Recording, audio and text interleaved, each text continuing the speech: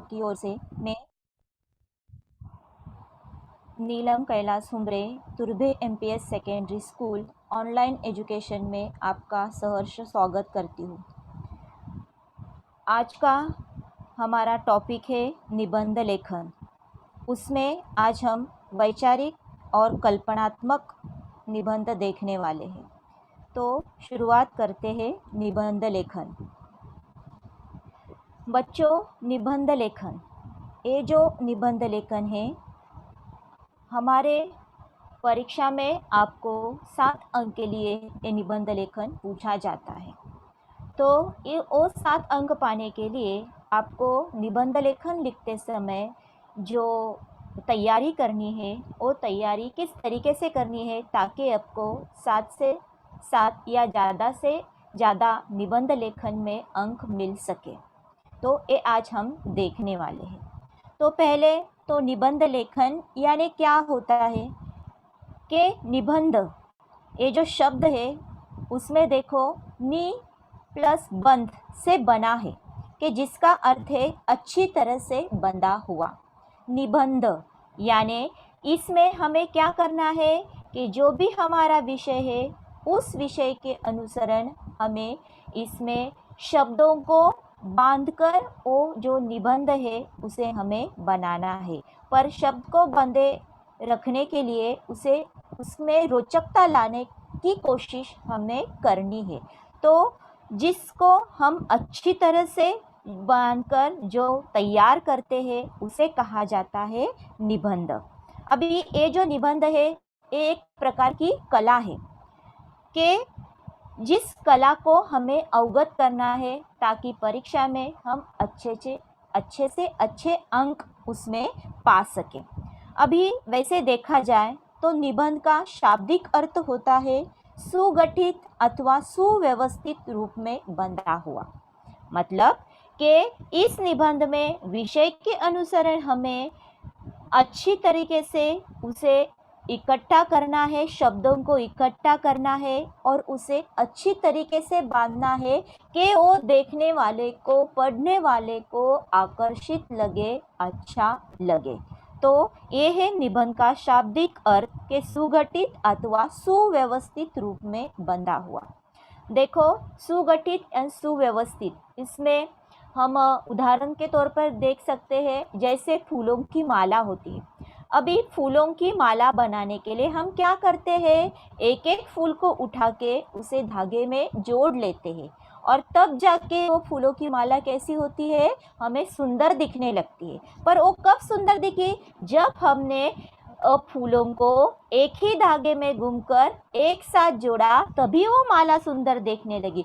वैसे ही हमें निबंध लेखन में शब्दों को एक साथ जोड़कर उसे सुगठित या सुव्यवस्थित रूप से एक दूसरे के साथ बांधना है, तभी हमारा जो निबंध है वो निबंध अच्छी तरीके से हम लिख पाएंगे और आकर्षक बनेगा।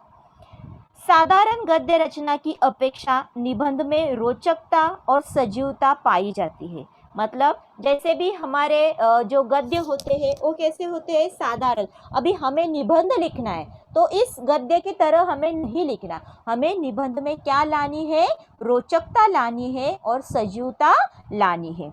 निबंध गद्य में लिखी हुई रचना होती है जिसका आकार सीमित होता है। देखो अभी हमें निबंध लिखना है, हमारे सामने जो विषय है उस विषय को हमें चुनना है और जिस विषय पर हम अच्छी तरीके से निबंध लिख पाएंगे उस विषय को ही हमें चुनना है। और ये लिखते समय जो गद्य लिखी हुई रचना होती है और उसका जो आकार है वो सीमित होता है। मतलब हमें परीक्षा में जो निबंध लेखन करना है 7 अंक के लिए करना है तो वो किस तरीके से होना चाहिए, कितना लिखना है, कम से कम हमारा जो निबंध लेखन है वो 2 पेजेस का होना चाहिए। तो ये जो निबंध लेखन का जो आकार है वो सीमित होता है। उसमें किसी विषय का प्रतिपादन अधिक स्वतंत्रतापूर्वक और विशेष अपनेपन और सजीवता के साथ किया जाता है। मतलब जो विषय हमने चुना है उस विषय में पूरा जानकारी के साथ उस विषय के बारे में हमें विचार पूर्वक कल्पनात्मक जो भी विषय हमने चुना है उस विषय के अंदर जाके हमें उस विषय में जाके हमें उस निबंध को लिखना है ताकि उस निबंध में हमें सजीवता दिखे।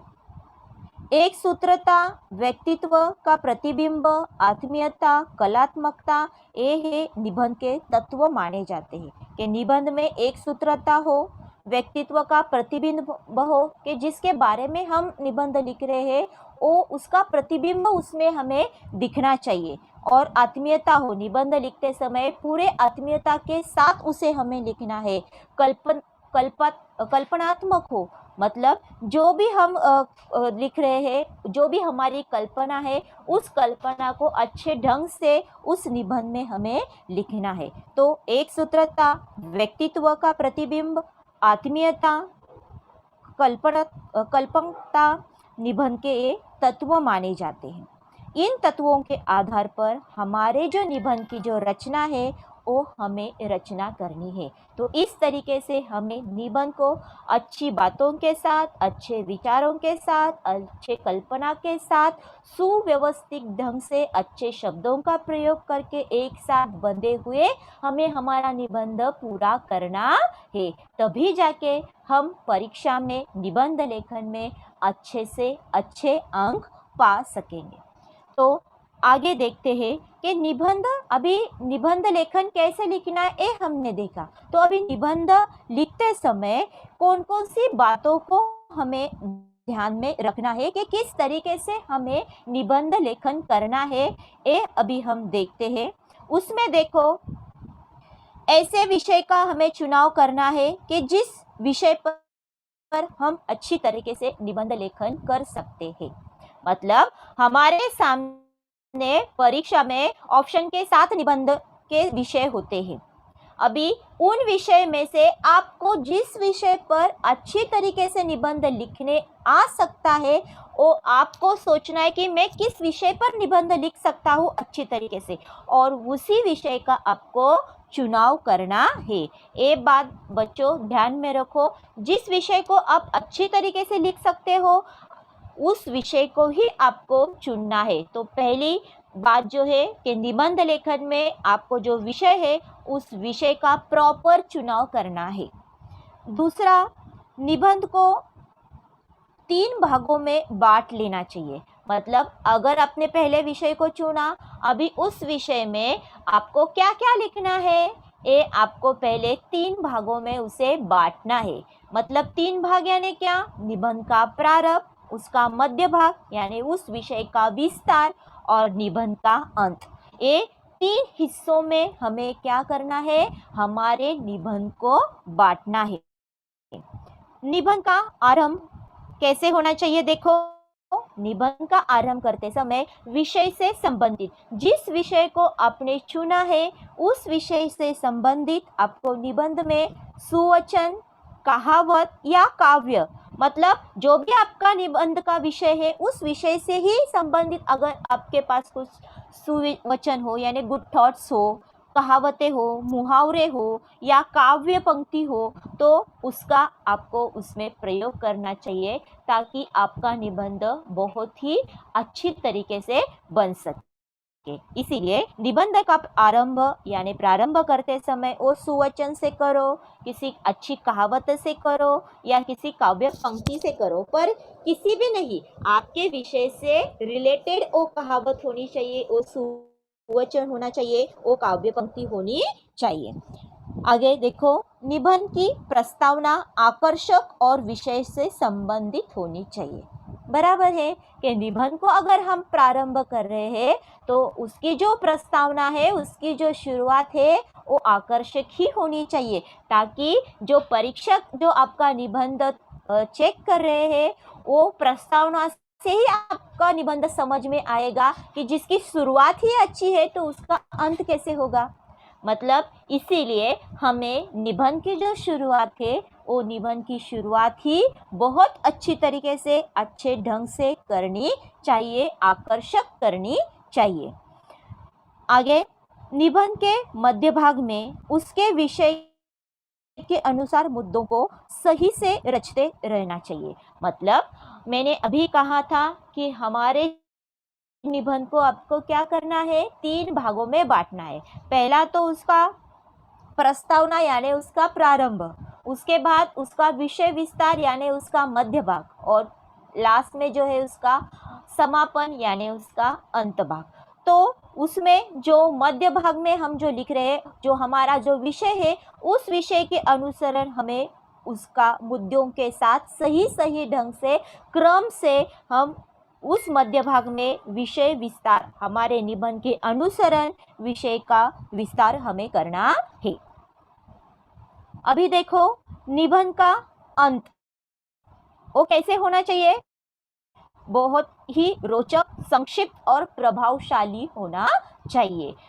हमारा जो निबंध है, जो हमारा विषय है, उसके अनुसरण हमने उसे प्रारंभ किया, उसका मध्य भाग में उसका विषय विस्तार किया, अभी उसका जो हमें अंत करना है, उसका समापन करना है, तो वो समापन करते समय हमें संक्षिप्त यानी इन शॉर्ट और अच्छे ढंग से प्रभावशाली करना चाहिए। निबंध की भाषा व्याकरण के अनुसार शुद्ध और सरल होनी चाहिए। देखो हम निबंध लेखन कर रहे हैं, तो निबंध लेखन में बच्चों आपकी जो भाषा है वो भाषा बहुत महत्वपूर्ण है कि वो भाषा आपको अच्छे ढंग से यहाँ निबंध लिखते समय यूज़ करनी है, और व्याकरण दृष्टया वो शुद्ध होनी चाहिए और सरल होनी चाहिए। देखने वाले को, पढ़ने वाले को वो सुंदर लगनी चाहिए और पढ़ने की इच्छा होनी चाहिए। ऐसी भाषा का हमें निबंध लिखते समय प्रयोग करना चाहिए। सभी वाक्य सरल और स्पष्ट होनी चाहिए। हम निबंध लिख रहे हैं तो हमारे लेखन में स्पष्टता होनी चाहिए। जो कुछ आप लिख रहे हो, जो विषय के अनुसरण वो स्पष्ट होना चाहिए। निबंध में विराम चिन्हों का उचित प्रयोग होना चाहिए। देखो निबंध लेखन लिखते समय हमें उचित विराम चिन्हों का प्रयोग करना है। मतलब अगर आप वाक्य पूर्ण कर रहे हैं तो उसमें पूर्ण विराम आना चाहिए। अगर आप किसी आश्चर्यचकित बात को लिख रहे हैं तो विस्मयादि बोधक चिन्ह का यूज़ करना चाहिए। अगर आप निबंध लिखते समय किसी प्रश्न का प्रयोग कर रहे हैं तो प्रश्नार्थक का चिन्ह आना चाहिए। मतलब इस तरीके से आपको उचित विराम चिन्ह का प्रयोग निबंध लेखन करते समय करना है। अंत में देखो निबंध की जो लिखावट है वो साफ और सुंदर होनी चाहिए। ये तो हम सबको ही मालूम है। हम निबंध लेखन कर रहे हैं तो ये जो हम लिख रहे हैं, वो जो हमारी लिखावट है वो कैसी होनी चाहिए, आकर्षक, स्वच्छ, साफ और सुंदर होनी चाहिए कि उसे देखकर ही जो परीक्षक है उन्हें वो निबंध पढ़ने की इच्छा होनी चाहिए। ऐसे हमारा निबंध होना चाहिए। तो इस तरीके से इन मुद्दों को याद रखते हुए अगर हमने निबंध लेखन की शुरुआत की, निबंध लेखन किया, तो मेरे ख्याल से आपको बहुत ही अच्छे से अच्छे अंक निबंध लेखन में मिलेंगे। तो बच्चों ये जो मुद्दे अभी हमने देखे तो उसे आपको ध्यान में रख के हमारा जो निबंध लेखन है उसे आपको पूरा करना है, और तभी जाके आपको अच्छे से अच्छे अंक इस निबंध लेखन में मिलेंगे। अभी निबंध में देखो निबंध लेखन के ये जो प्रकार है उसमें पहला जो प्रकार है वो आत्मकथनात्मक निबंध, दूसरा जो है वो कल्पनात्मक निबंध, तीसरा प्रकार जो है वो है वैचारिक निबंध, चौथा जो है वो है वर्णनात्मक निबंध, और पांचवा जो है वो है विवरणात्मक निबंध। ये है निबंध के प्रकार। अभी परीक्षा में आपको अलग अलग विषय पर निबंध पूछा जाता है, तो आपको जो प्रकार अच्छी तरीके से आता है उसी प्रकार के निबंध को आपको चुनना है। अभी हमने देखो निबंध लेखन कैसे करना है, इन मुद्दों में देखा कि निबंध का चुनाव, मतलब आपके लिए उचित निबंध का चुनाव करना वो आपके लिए बहुत ज़रूरी है।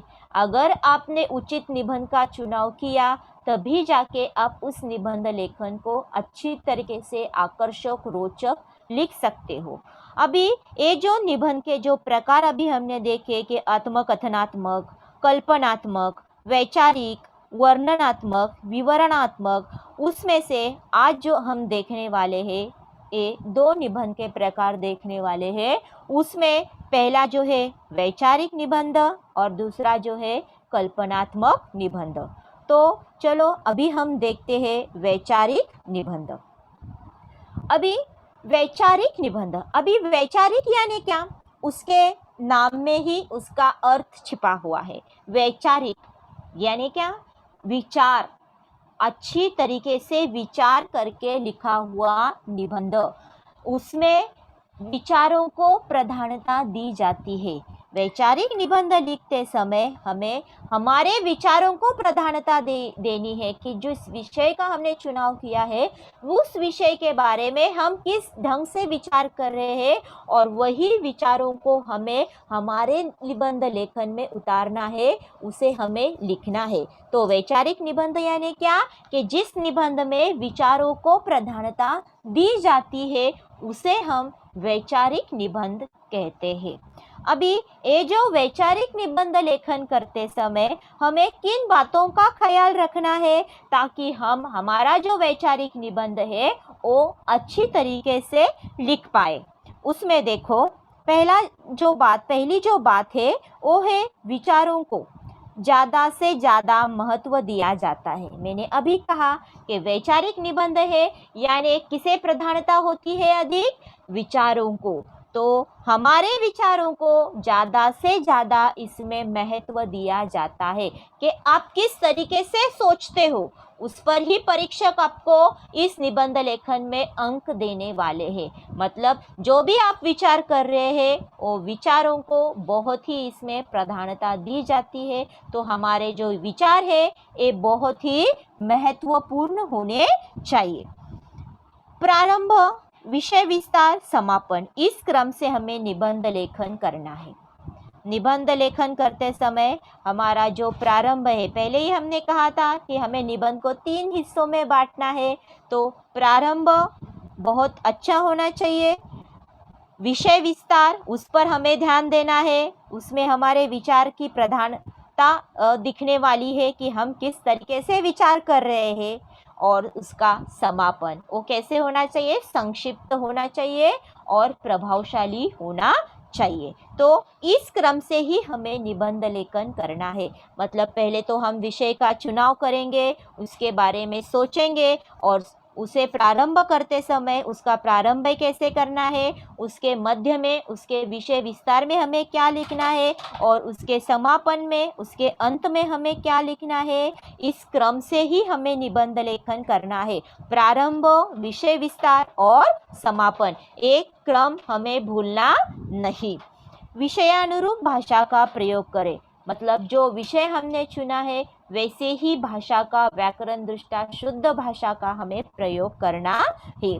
भाषा हमारी कैसी होनी चाहिए, प्रवाही होनी चाहिए, रोचक होनी चाहिए, मुहावरेदार होनी चाहिए। मतलब जैसे हम साधारण गद्य पढ़ते हैं वैसे हमें निबंध नहीं करना। तो निबंध लेखन करते समय हमारी भाषा प्रवाही, रोचक और मुहावरेदार, इसीलिए हमने कहा था देखो कि निबंध लेखन करते समय हमें उसमें अच्छी अच्छी काव्य पंक्तियों का, मुहावरे का, कहावतों का उसमें प्रयोग करना है ताकि हमारा निबंध अच्छे से अच्छे हो सके। कहावतों, सुवचनों का यथास्थान प्रयोग करें। मतलब अभी प्रयोग करना है तो कहीं भी नहीं करना, कि उचित स्थान पर हमें उचित कहावत, उचित सुवचनों का हमें प्रयोग करना है। उचित स्थान पर करना है, कहीं भी जाके कुछ भी कहावतें लिखो, कुछ भी प्रयोग करो, ऐसे नहीं होना चाहिए। हमें यथास्थान, उचित स्थान पर कहावत, अच्छे सुवचनों और वो विषय से संबंधित होने चाहिए। जो भी हमारे विचार है वो स्पष्ट और क्रमबद्ध होना बहुत आवश्यक है। वैचारिक निबंध हम लिख रहे हैं तो हमारे विचारों को तो प्रधानता है ही, ये हमें मालूम है। तो वो जो हम लिख रहे हैं तो वो जो हमारे विचार है वो स्पष्ट और क्रमबद्ध रूप से हमें निबंध लेखन में लिखने हैं। निबंध का जो प्रारंभ है वो आकर्षक होना चाहिए। आकर्षक ढंग से हमें निबंध की शुरुआत यानी निबंध का प्रारंभ करना है। निबंध का मध्य भाग महत्वपूर्ण होता है, इसीलिए उसमें नीरसता ना हो। प्रारंभ हमने अच्छा किया तो उसी तरीके से हमारा जो निबंध का जो मध्य भाग है, जो हमारे विषय का विषय विस्तार है, वो क्रमबद्ध होना चाहिए और वो भी आकर्षक होना चाहिए, विषय से संबंधित होना चाहिए। हमारे विषय से हमें कहीं भी भटकना नहीं है, उसमें रोचकता सजीवता ही हमें दिखनी चाहिए। निबंध का जो समापन है वो विषय से संबंधित, सुसंगत, उचित, सार्थक, विचार तक लेने जाने वाला हो। इस तरीके से हमें विषय का समापन करना है। तो ये जो मुद्दे हमने अभी देखे कि वैचारिक निबंध लिखते समय हमें क्या कुछ जो बातें हैं वो कौन सी बातें हमें ध्यान में रखनी है, ये इस बातों को अगर अपने अच्छी तरीके से ध्यान में लिखते समय निबंध लिखा तो आप अच्छे से अच्छे अंक पा सकोगे। अभी देखो वैचारिक निबंध में किस तरीके के निबंध पूछे जाते हैं। उसमें देखो प्रदूषण एक समस्या, भ्रष्टाचार एक अभिशाप, समय का सदुपयोग, दूरदर्शन वरदान या शाप, जैसे इस तरीके से निबंध को आपको वैचारिक निबंध में पूछा जा सकता है। ऐसे और भी है। तो इस प्रकार के निबंध में मैंने पहले ही कहा है विचारों को प्रधानता दी जाती है। उसमें हम अभी देखते हैं कि प्रदूषण एक समस्या। उदाहरण के तौर पर अगर आपके सामने वैचारिक निबंध अगर आया तो इस वैचारिक निबंध को आपको किस तरीके से लिखना है। तो जैसे मैंने यहाँ आपको उदाहरण के तौर पर आपके सामने एक निबंध दिखाती हूँ कि किस तरीके से आपको वो निबंध लिखना है और किन किन मुद्दों को आपको ध्यान में रखना है। इसमें देखो, अगर हम प्रदूषण एक समस्या ये हमारा निबंध है, अभी उसकी हमें क्या करनी है, शुरुआत करनी है। तो हमारे क्या कौन कौन से मुद्दे आने चाहिए, उसमें प्रस्तावना आनी चाहिए। अभी प्रदूषण है तो प्रदूषण क्या, उसका अर्थ आना चाहिए। उसके बाद प्रदूषण के जो प्रकार है, कौन कौन से प्रदूषण के प्रकार है, वो प्रदूषण के प्रकार आने चाहिए। अभी प्रदूषण के प्रकारों के बाद प्रदूषण कौन कौन से कारणों से हो रहा है, वो कारण आपको लिखने हैं। उसके बाद प्रदूषण के दुष्परिणाम कौन से हैं। अभी इन दुष्परिणामों के बाद उसके ऊपर हमें उपाय क्या करने हैं और एक ना हो इसके लिए कौन सी खबरदारी लेनी है। और उसके बाद इस प्रदूषण के समस्या के निबंध का हमें समापन करना है, उसका अंत करना है। तो इन मुद्दों को मतलब अगर हमने विषय को चुना प्रदूषण एक समस्या, तो हमारे सामने ये जो मुद्दे हैं उस प्रदूषण से रिलेटेड ये मुद्दे आपके सामने आने चाहिए और इन मुद्दों को देखते हुए आपको आपका जो निबंध है वो पूरे क्रमबद्ध से लिखना है। तो अभी हम देखते हैं कि प्रदूषण एक समस्या, तो मैंने अभी कहा उसमें क्या लिखना है आपको। पहले तो प्रदूषण का अर्थ, तो यहाँ देखो लिखा हुआ है प्रदूषण का अर्थ। विज्ञान प्रदूषण का अर्थ, अभी आप निबंध लेखन करते समय ये प्रदूषण का अर्थ ये पॉइंट आपको लिखना नहीं, ये अभी आपको समझने के लिए कि कौन कौन से मुद्दों को आपको इस निबंध में कवर करना है, लिखना है, इसीलिए इस पॉइंट को मैंने यहाँ लिखा है और इसे हाईलाइट किया है। पर एक्चुअल निबंध लेखन लिखते समय आपको ये पॉइंट इस तरीके से लिखना नहीं, आपको पूरे अच्छी तरीके से प्रवाही ढंग से निबंध को लिखना है, ये पॉइंट को आपको लिखना नहीं। ये अभी आपको समझने के लिए मैंने यहाँ लिखा हुआ है। देखो, विज्ञान के इस युग में मानव को जहाँ कुछ वरदान मिले हैं वहाँ कुछ अभिशाप भी मिले हैं। प्रदूषण एक ऐसा अभिशाप है जो विज्ञान की कोख में से जन्मा है और जिसे सहने के लिए अधिकांश जनता मजबूर है।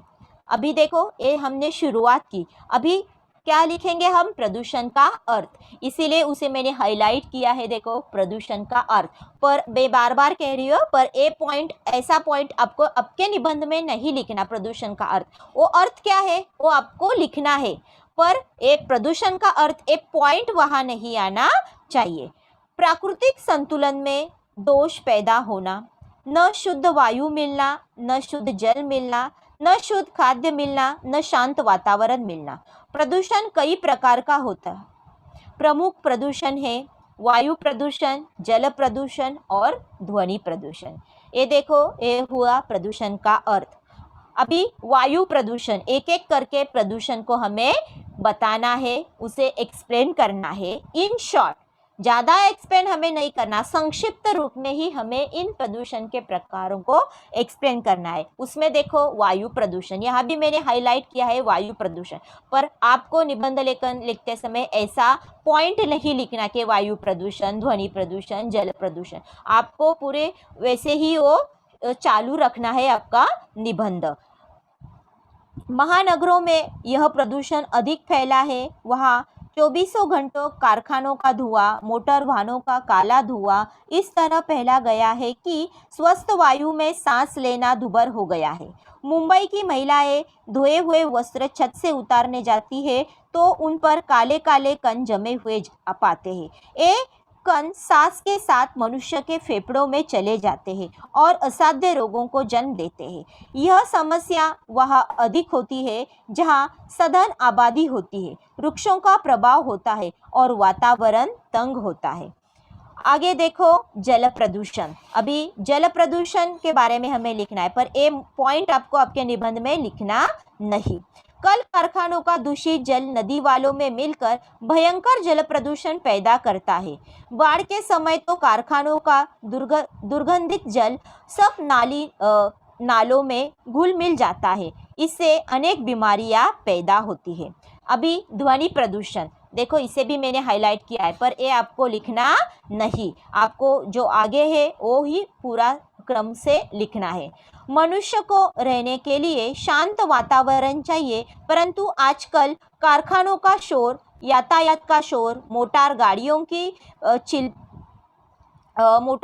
की आवाज़, स्पीकरों की आवाज़, कर्णभेदक ध्वनि ने बहरेपन और तनाव को जन्म दिया है। अभी प्रदूषण के दुष्परिणाम, ये प्रदूषण के दुष्परिणाम अभी हमें लिखना है हमें निबंधों में। अभी हमने प्रकार को लिखा, अभी हम लिखेंगे उनके दुष्परिणामों के बारे में, पर ये पॉइंट आपको लिखना नहीं, मैं बार बार बोल रही हूँ। अभी आप दुष्परिणाम लिखोगे। उपर्युक्त प्रदूषणों के कारण मानव के स्वस्थ जीवन को खतरा पैदा हो गया है। खुली हवा में लंबी सांस लेने तक को तरस गया है। आदमी गंदे जल के कारण कई बीमारियों फसलों में चली जाती है, जो मनुष्य के शरीर में पहुंचकर घातक बीमारियां पैदा करती है। भोपाल गैस कारखानों से ऋषि गैस के कारण हजारों लोग मर गए, कितने ही अपंग हो गए। पर्यावरण प्रदूषण के कारण न समय पर वर्षा आती है, न सर्दी गर्मी का चक्र ठीक चलता है। सूखा, बाढ़, ओला आदि प्राकृतिक प्रकोपों का कारण भी प्रदूषण है। अभी प्रदूषण के कारण, प्रदूषण को बढ़ाने में कल कारखाने, वैज्ञानिक साधनों का अधिक उपयोग, फ्रिज, कूलर, वातानुकूलन, ऊर्जा संयंत्र आदि दोषी है। प्राकृतिक संतुलन का बिगड़ना भी मुख्य कारण है। वृक्षों को अंधाधुंध काटने से मौसम का चक्र बिगड़ता है। घनी आबादी वाले क्षेत्रों में हरियाली न होने से भी प्रदूषण बढ़ा है। अभी उसके बाद हमें क्या लिखना है, देखो सुधार के उपाय। अभी सुधार के उपाय ऐसा मुद्दा आपको लिखना नहीं। अभी हम क्या कर रहे हैं, हमारे सुधार के उपाय यानी हम हमारे प्रदूषण एक समस्या इस निबंध का समापन कर रहे, हम अंत कर रहे हैं। तो ये किस तरीके से किया, देखो विभिन्न प्रकार के प्रदूषण से बचने लिए अधिक से अधिक पेड़ लगाने चाहिए। हरियाली की मात्रा अधिक हो, सड़कों के किनारों घने वृक्षों हो, आबादी वाले क्षेत्र खुले हो, हवादार हो, हरियाली से ओतप्रोत हो। कल कारखानों को आबादी से दूर रखना चाहिए और उनसे निकले प्रदूषित मल को नष्ट करने के उपाय हमें सोचने चाहिए। तो इस तरीके से देखो, हमें हमारे विचारों के साथ मुद्दों को याद रखते हुए हमारा निबंध पूरे क्रमबद्ध रूप से हमें लिखना है, ताकि हम वैचारिक निबंध अच्छी तरीके से लिख पाए और निबंध लेखन में हम अच्छे से अच्छे अंक पा सके।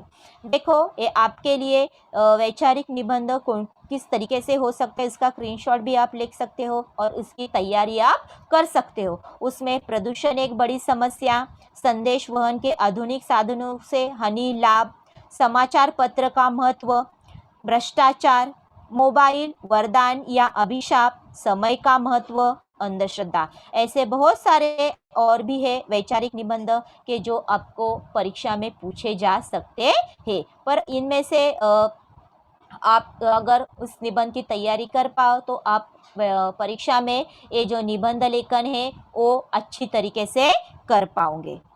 अभी हम इस निबंध का अगला प्रकार देखने वाले हैं, वो है कल्पनात्मक निबंध। अभी कल्पनात्मक ये जो नाम है उसमें ही निबंध का अर्थ छुपाए।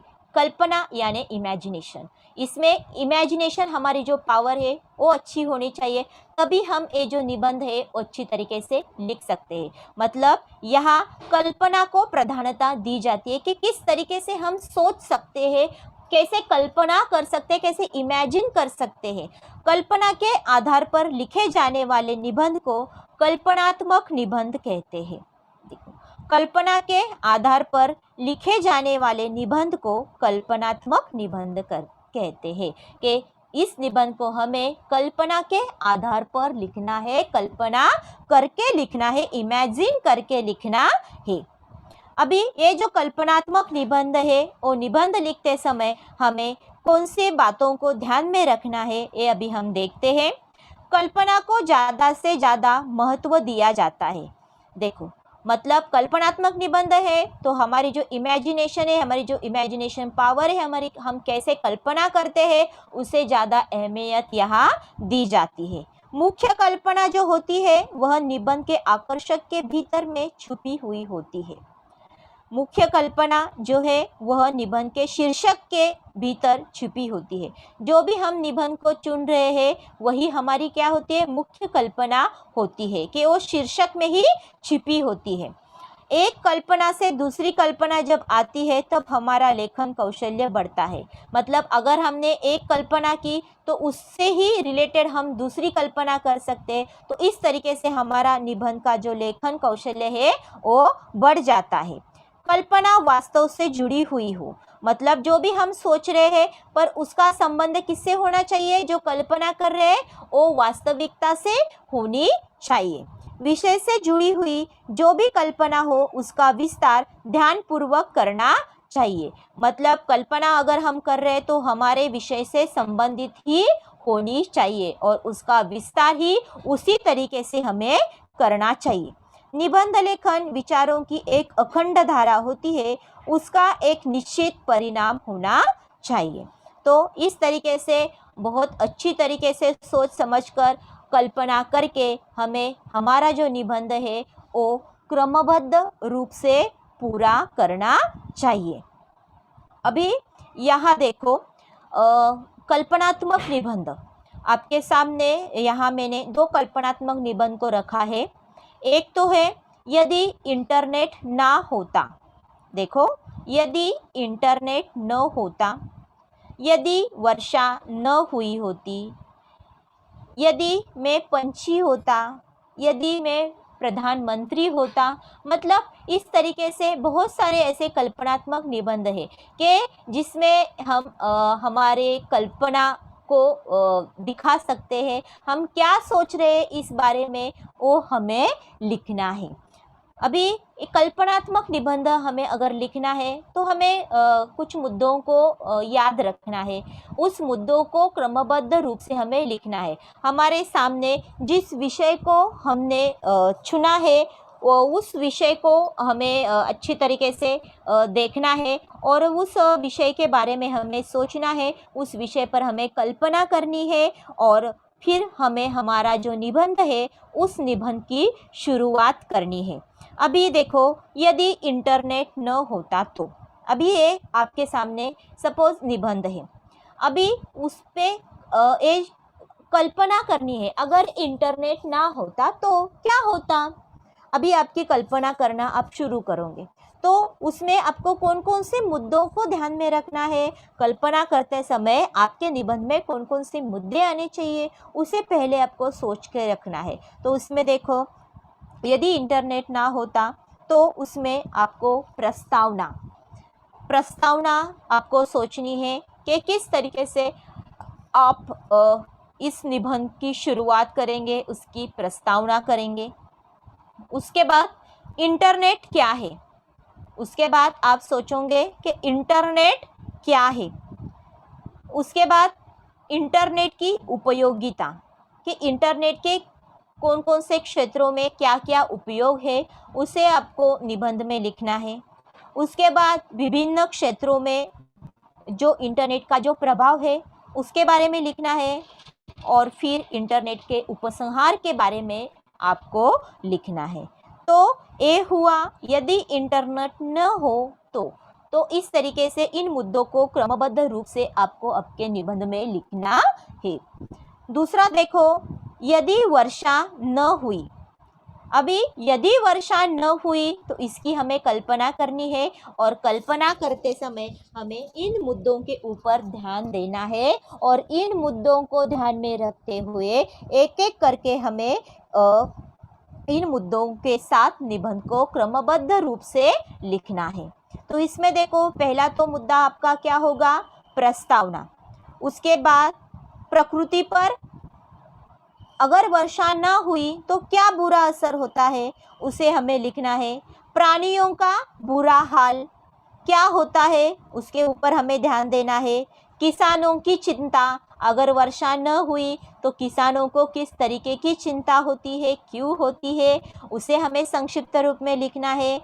पेयजल की समस्या, वर्षा ना हुई तो हमें पानी मिलेगा क्या, नहीं, तो इस मुद्दे को भी इसमें हमें लिखना है, पेयजल की समस्या। खाद्यान्न, अगर बारिश ही नहीं हुई तो फसल नहीं उगेगी, अगर फसल नहीं उगी तो हमें खाद्यान्न नहीं मिलेगा, तो वो क्या होंगे, महंगे होंगे। तो इस मुद्दे को भी यहाँ हमें लिखना है, और अंत में हमें उसका उपसंहार करना है।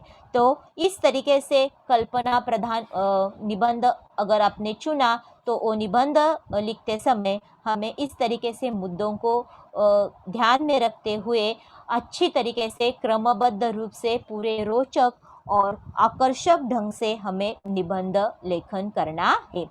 तो अभी एक उदाहरण के तौर पर हम कल्पनात्मक निबंध देखते हैं, वो है यदि इंटरनेट न होता। देखो, अभी हम देख रहे हैं यदि इंटरनेट न होता, इस निबंध को अभी हम देख रहे हैं, यदि इंटरनेट न होता। अभी पहले मैंने क्या कहा, देखो निबंध लेखन हमें करना है तो प्रस्तावना, इंटरनेट का अर्थ, इंटरनेट के उपयोग, वो कौन कौन से क्षेत्रों में यूज़ किया जाता है, और फिर उसका अंत यानी उसका उपसंहार हमें करना है।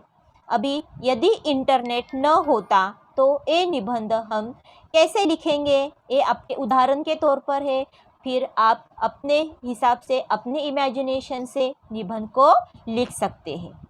देखो, यह कल्पना ही बड़ी विचित्र है कि यदि इंटरनेट ना होता तो क्या होता। यहाँ हम कह सकते हैं कि भले ही सवेरे की चाय न मिले तो चल जाएगा, किंतु इंटरनेट के बिना रहने की तो आज हम कल्पना भी नहीं कर सकते।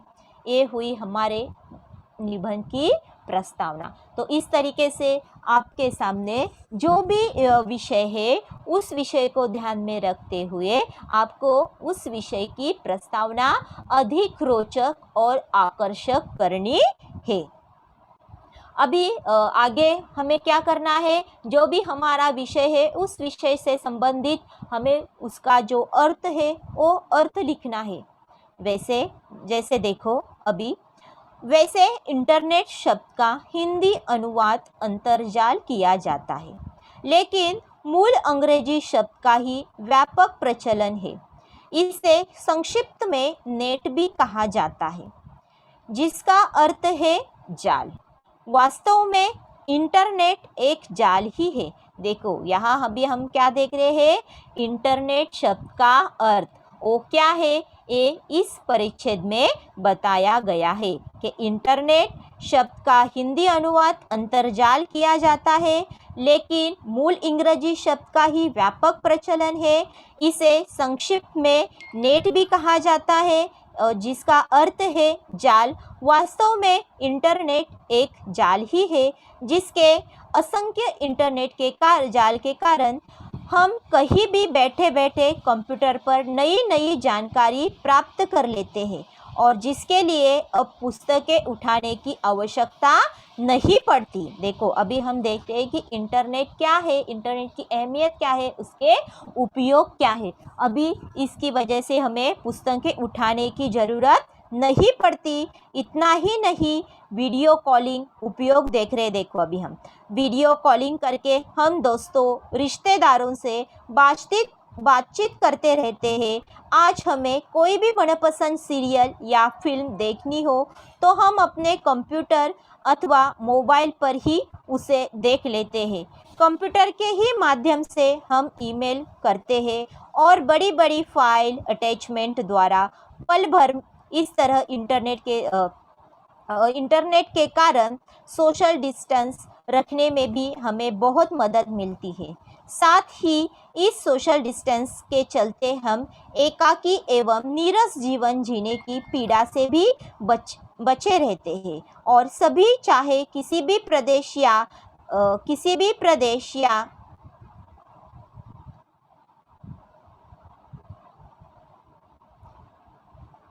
या देश में हो, एक दूसरे से हम जुड़े रहते हैं।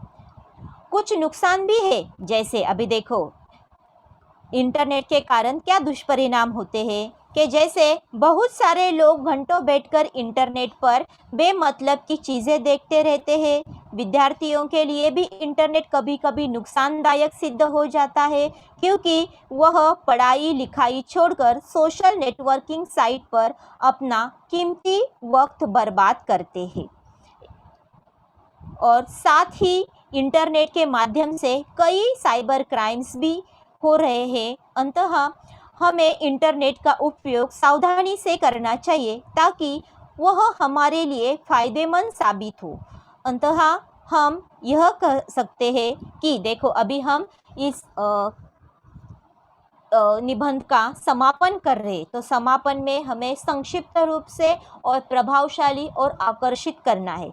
तो यहाँ देखो, अतः हम यह कह सकते हैं कि इंटरनेट आधुनिक जीवन का एक महत्वपूर्ण अंग बन चुका है। अतः हमें सोच विचार कर इसका सकारात्मक प्रयोग करना चाहिए, और तभी इसी तरीके से हमें जो हमारा कल्पनात्मक निबंध है वो कल्पना करके हमें अच्छी तरीके से सुंदर, आकर्षक, रोचक, प्रभावशाली ढंग से हमें लिखना है, ताकि हमारा जो निबंध लेखन का जो प्रश्न परीक्षा में पूछा जाता है उसमें हमें अच्छे से अच्छा अंक मिलने चाहिए। इसीलिए इन मुद्दों को आपको ध्यान में रखना है। अभी जो हमने देखे कि वैचारिक निबंध, कल्पनात्मक निबंध लिखते समय कौन सी खबरदारी लेनी है, कौन कौन से मुद्दों को हमें ध्यान में रखते हमें निबंध लिखना है, तो ये बातें बिल्कुल भी भूलना नहीं। और जैसे उदाहरण के तौर पर हमने निबंध देखे हैं, उसी तरीके से आपको प्रैक्टिस करनी है कि आप उसी तरीके से अच्छे ढंग से निबंध लिख पाए। तो अगर आपने ये सभी बातें ध्यान में रखी तो आपको निबंध लेखन में कोई भी अड़चन नहीं आएंगी, आप आसानी से निबंध लेखन कर सकोगे। और बहुत सारे निबंध है। देखो कल्पनात्मक निबंध में, यदि मैं वैज्ञानिक होता, यदि मैं परीक्षक होता, अगर बचपन लौट आए, यदि मेरे पंख होते, अगर परीक्षाएं न होती, यदि रात न होती, अगर देश में पुलिस न हो, यदि वर्षा न हुई, यदि समाचार पत्र न होते। तो इस तरीके से बहुत सारे ऐसे कल्पनात्मक निबंध है कि जिसकी तैयारी आप कर सकते हो। इसका स्क्रीनशॉट भी आप ले सकते हो आपके ज़्यादा तैयारी के लिए। अभी ये है आपके लिए कृति स्वाध्याय। इसके ऊपर आपको निबंध लेखन लिखना है और आपके टीचर से उसे हिंदी के टीचर से उसे चेक करके लेना है। उसमें देखो 2 निबंध दिए हैं, यदि मैं वैज्ञानिक होता, और दूसरा है मोबाइल वरदान या अभिशाप। ये आपके लिए कृति स्वाध्याय है, उसे आपको आपके हिंदी के नोटबुक में लिख के आपके टीचर से उसे चेक करवा के लेना है। ठीक है बच्चों, तो आज हमने यहाँ निबंध लेखन में वैचारिक निबंध और कल्पनात्मक निबंध किस तरीके से लिखना है ये हमने देखा। मुझे आशा है कि आप सभी को इन निबंध लेखन के बारे में जो भी डाउट थे वो क्लियर हुए होंगे और अभी आप अच्छे तरीके से ये निबंध लेखन लिख पाओगे। धन्यवाद। किसी को कुछ डाउट है? Students, any doubts? Raise your hands.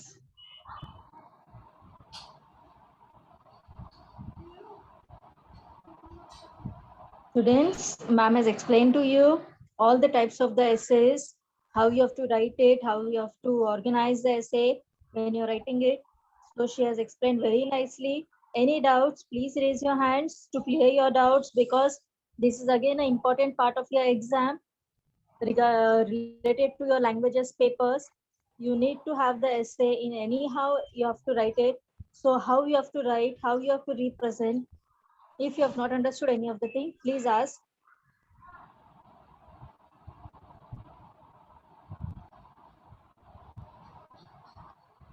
Okay, ma'am, we'll wind up here. Okay. Yeah. Thank you, ma'am. Okay.